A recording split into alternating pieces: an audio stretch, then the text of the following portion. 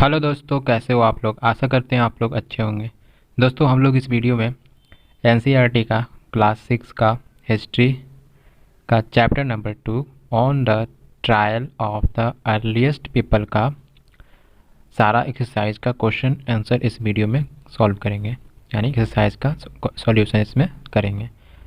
तो चलिए video start कर लेते हैं। इसमें क्वेश्चन नंबर फर्स्ट जो है, क्वेश्चन नंबर फर्स्ट में है कंप्लीट द सेंटेंस, वाक्यों को पूरा करें। तो इसका है first, hunter gatherers choose to live in caves and rock shelter because, शिकारियों ने गुफाओं और सेल आश्रयों में रहना पसंद किया क्योंकि। इसका आगे हम लोग लिखेंगे, they wanted to protect themselves from wild animal and wild weather, वे जंगली जानवरों और खराब मौसम से अपनी रक्षा करना चाहते थे।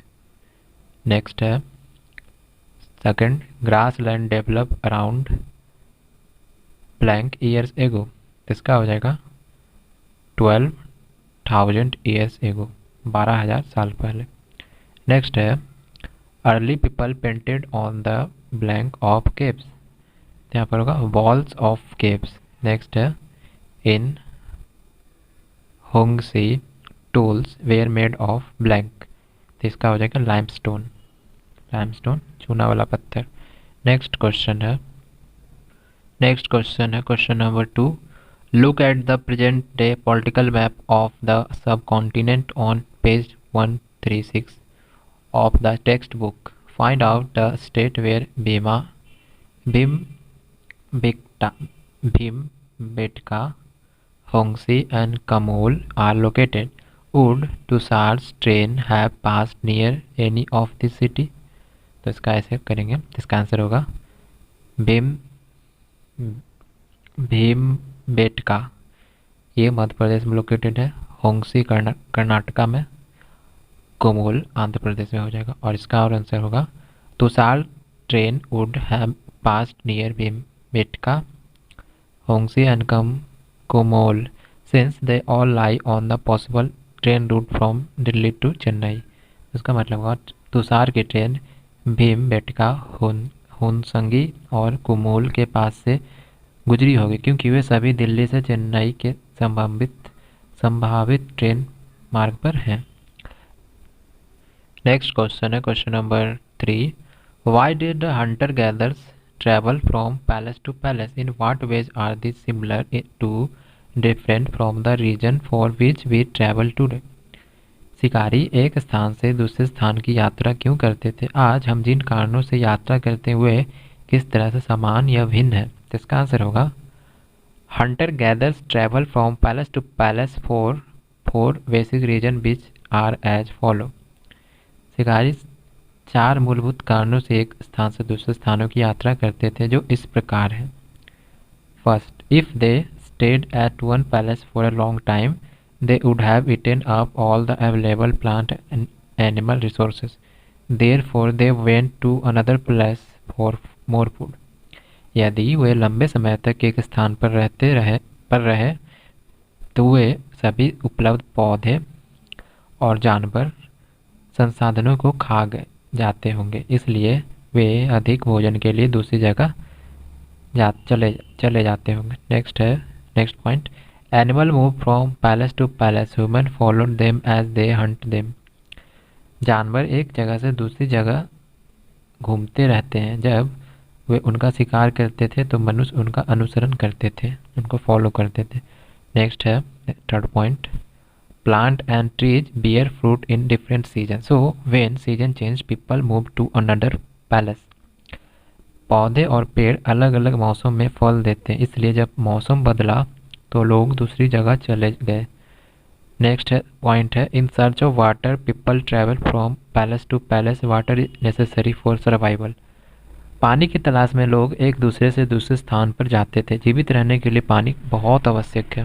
नेक्स्ट है, अब however nowadays we travel for different purpose like, तब हम सब अभी प्रेजेंट टाइम का यहाँ लिखेंगे, हालांकि आजकल हम विभिन्न उद्देश्यों के लिए यात्रा करते हैं, जैसे education, first education, we travel to skill, second work, we travel to work, third business, people people travel from palace to palace for business purpose.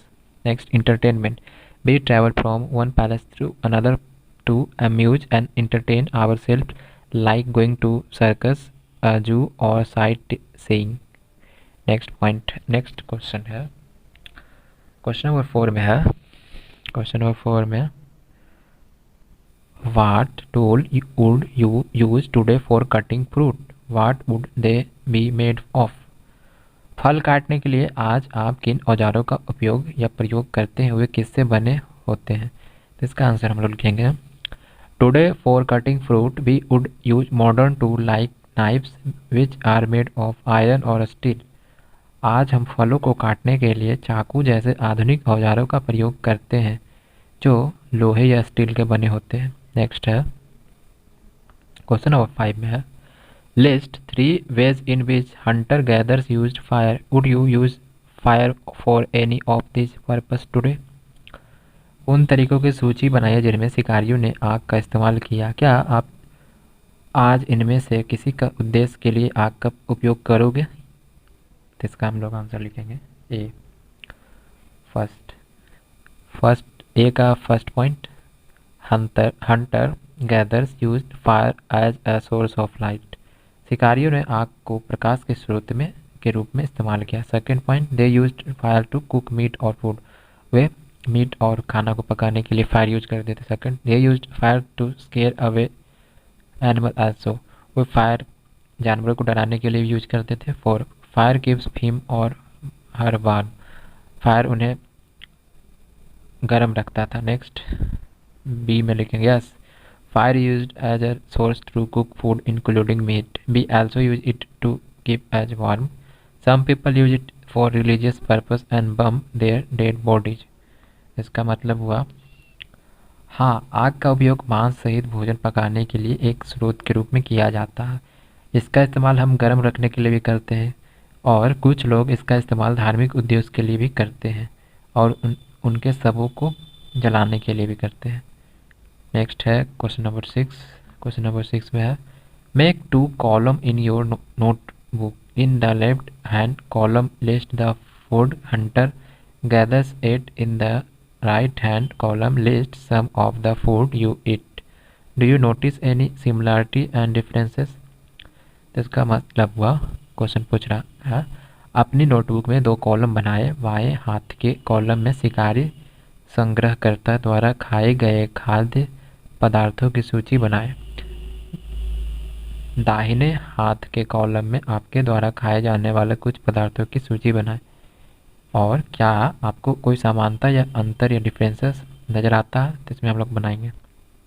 Column में food eaten by early man, fruit, roots, nuts, seeds, flaps, stalks, eggs, meat. Food eaten by modern man, आज का जो आदमी लोग हैं। Early man मतलब जो आदि मानव थे। Processed food like bread, pizza, ice cream etc along with unprocessed food like fruit.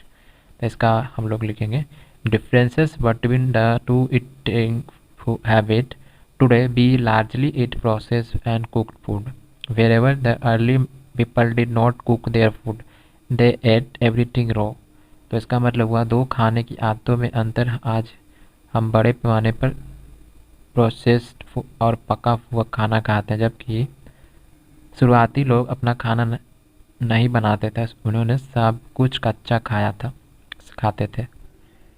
Next है 7, क्वेश्चन नंबर 7 है, if you had a natural payable like the one shown on page 13 in text book, what you use it for.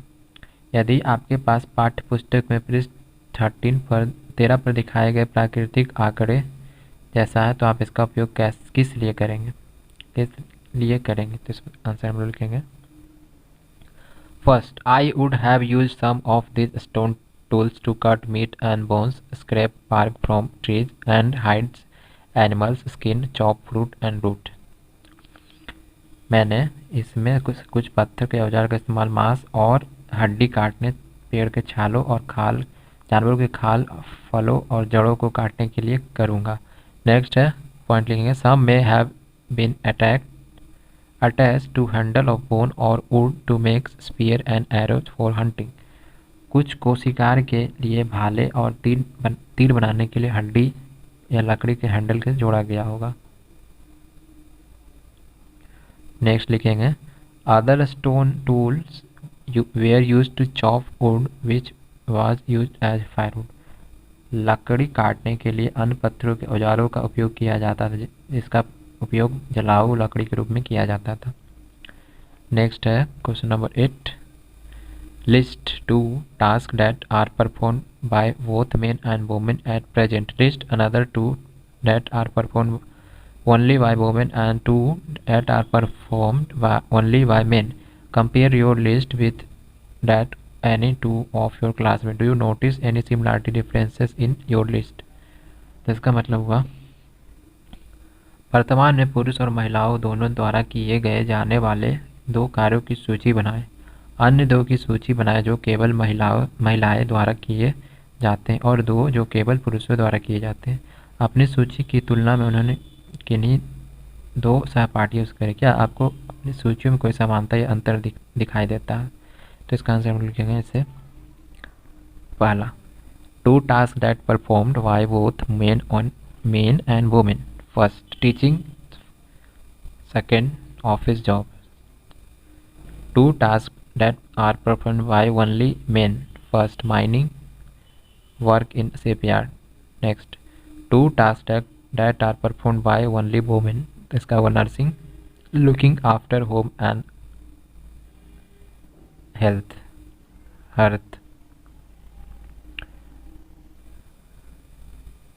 Next है इसमें हम लोग आपको खुद से करना पड़ेगा compare your list yourself. अपनी सूची की तुलना आपको स्वयं करना पड़ेगा। तो दोस्तों हम लोगों ने इस वीडियो में क्लास 6 का NCERT क्लास 6 का चैप्टर नंबर 2 हिस्ट्री का on the trial of the earliest people का सारा एक्सरसाइज का क्वेश्चन आंसर इस वीडियो में हम लोगों ने सॉल्व किया।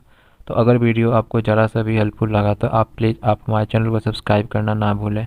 तो मिलते हैं अगले वीडियो में दोस्तों।